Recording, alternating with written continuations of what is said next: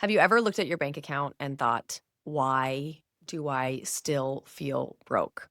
The bills are getting paid. Maybe your income is actually pretty decent, but somehow money still feels stressful. Like it's constantly slipping through your fingers. If this sounds familiar, this video might change how you see your finances forever. So stay tuned.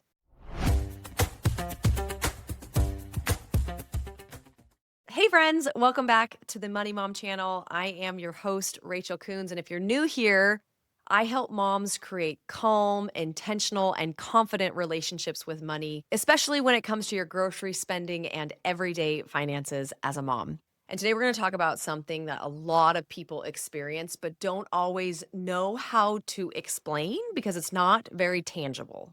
Why you can have money and still feel broke. I'm going to walk you through the 4 things that might actually be happening, and more importantly, what you can do to fix it. Because here's the truth that nobody wants to acknowledge. The problem isn't that you need more money. It's that you haven't created safety around the money that you already have. And once you understand that, everything can change.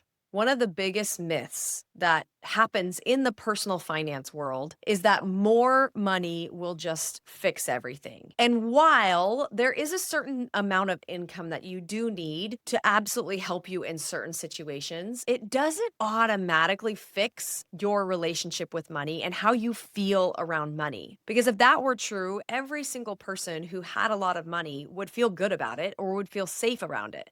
And then every single person who didn't have enough money wouldn't feel safe, wouldn't feel peace around money. And we know that's not true. That there are certainly situations in our world today where there's people who have money that don't feel good, and there's people who don't have money that feel good. I've worked with lots of women who make over 6 figures, and yet they still feel financially stressed. They still feel like there's not enough money at the end of the month. They still feel like they're living in scarcity. And the inverse is true that I've worked with a lot of families who don't have very much income, yet they feel confident with their money. So what's the difference? It's not the number in the bank account. That's not the big difference. It's how safe they feel with money. Think about it. If money feels chaotic, if your spending feels reactive, if checking your bank account makes your stomach drop, more money's not going to fix that. It actually makes the patterns and the subconscious beliefs even bigger. I've seen it this way. A woman gets a raise, she's excited, she makes more money, and then within a few months, that same stress, that same feeling being broke comes back because the belief system didn't change. The subconscious identities didn't change. So the goal isn't earning more money. The goal is to learn how to feel safe and intentional with the money that you already have. The second reason people feel broke, even with a good amount of money, is that their spending is happening automatically, not intentionally. It's the quick Amazon purchases. It's the quick Target runs that turn into $200. It's grabbing takeout at the end of the day because you're exhausted. It's buying something everyone else has that you seem to need to have as well.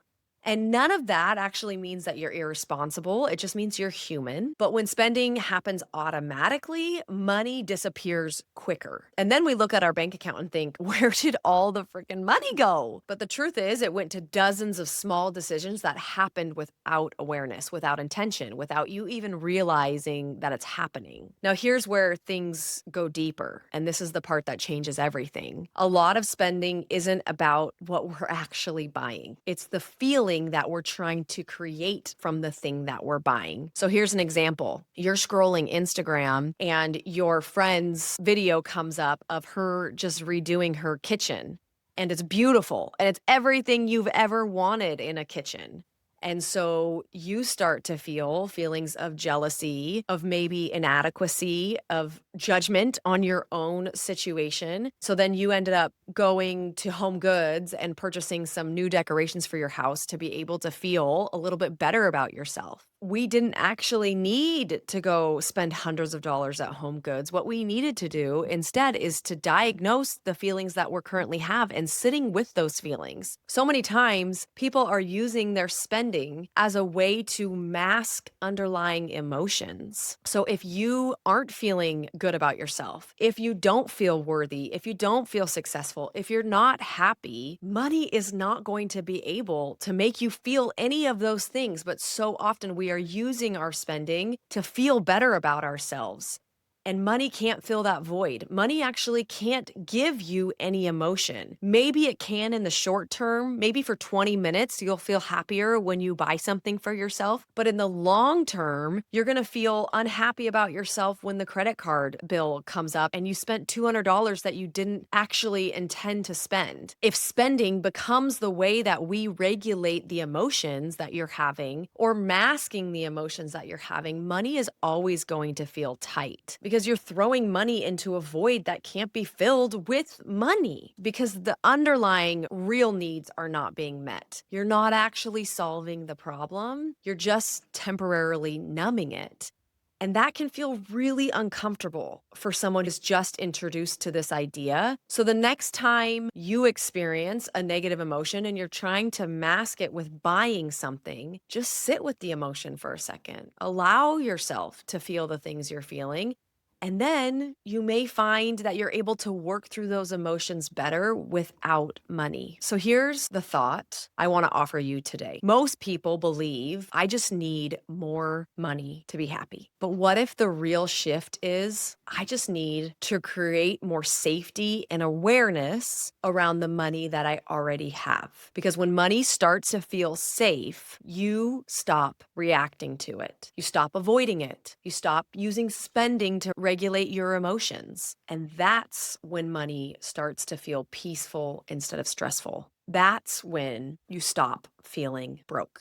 And I want to say something really important here that I think a lot of people may feel some shame around this. If you've ever struggled with emotional spending or you've ever wondered why money feels hard, you're not broken. You're actually very normal, because most of us weren't taught how to have a healthy relationship with money. Most of us weren't taught to handle our emotions correctly. We were taught how to earn money. We were taught how to spend money, but very few of us were taught how to feel calm and grounded around money. And that's beautiful because that's something you can actually learn. So if you feel like you're constantly chasing more money, I want you to ask yourself a different question this week. Not, how can I make more money? Instead, ask yourself, how can I create more safety with the money that I already have? And sit with that for a second. And I bet some answers will come to you. If this video resonated with you, make sure you click that subscribe button for more conversations around money, grocery spending, and creating a calmer financial life